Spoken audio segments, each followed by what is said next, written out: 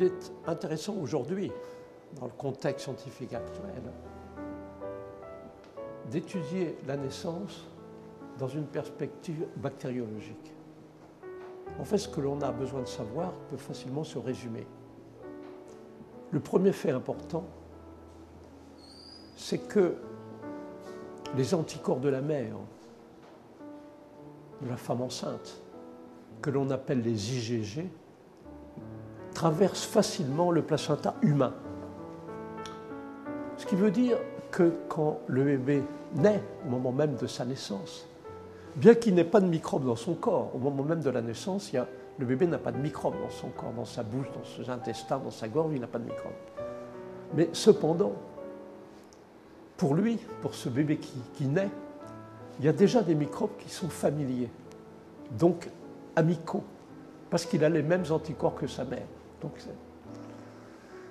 Mais par contre, bien sûr, il peut y avoir alentour des microbes qui ne sont pas familiers pour la mère, donc qui ne sont pas familiers pour le nouveau-né, et qui sont potentiellement dangereux. Alors il y a une règle générale en bactériologie qu'il est bon de rappeler. C'est une règle générale, c'est que quand un lieu est stérile, les premiers microbes qui vont l'occuper vont devenir les maîtres du territoire. Alors quand on comprend cela, on comprend l'importante question que l'on doit soulever. Quand un bébé naît au monde, dans une perspective bactériologique, la principale question, c'est quels microbes vont être les premiers à coloniser le corps du bébé. Et idéalement, si on veut protéger le bébé de microbes qui ne sont pas familiers pour la mère, donc qui sont potentiellement dangereux, idéalement, le bébé humain a besoin d'urgence d'être contaminé par des microbes venant de la mère. On pourrait dire que le bébé humain, au moment de la naissance, a un besoin urgent d'être en contact avec une personne, une seule personne, la seule personne sur la planète qui a exactement les mêmes IgG que lui, les mêmes anticorps que lui, c'est sa mère. Donc on peut dire, pour une perspective bactériologique, que le nouveau-né a besoin d'urgence de sa mère. On peut ajouter autre chose, c'est que si on ne sépare pas la mère du nouveau-né, ce que toutes les sociétés humaines ont fait pendant des millénaires, si on ne les sépare pas, si on permet une interaction libre entre la mère et le nouveau-né, les probabilités sont très grandes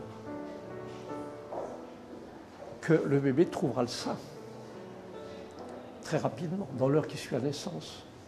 Il va consommer, il va absorber des microbes amicaux qu'on appelle Lactobacillus bifidus, des colibacilles d'origine maternelle.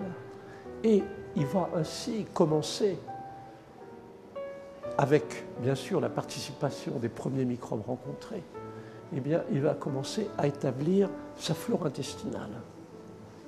On est en train de comprendre aujourd'hui que la flore intestinale, c'est quelque chose qui s'établit presque immédiatement à la naissance. Et quand on est adulte, par exemple, notre flore intestinale, c'est presque un aspect de notre personnalité, c'est comme nos empreintes digitales. On ne peut pas changer beaucoup parce que ça s'est établi très vite, dès les premiers microbes rencontrés. Et la flore intestinale, et on est en train de comprendre cela aujourd'hui, c'est 80% de notre système immunitaire. C'est très important au point de vue santé. Donc voilà toutes les raisons que l'on a aujourd'hui d'essayer de mieux comprendre la naissance dans une perspective bactériologique. Tout réaliser que naître, c'est entrer dans le monde des microbes. Et comprendre ça, mais ça permet aussi de réaliser qu'il y a des différences inéluctables, infranchissables, entre différentes façons de naître.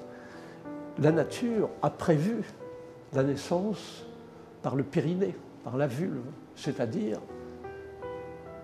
par une zone du corps qui est très riche au point de vue flore microbienne, près de l'anus, etc.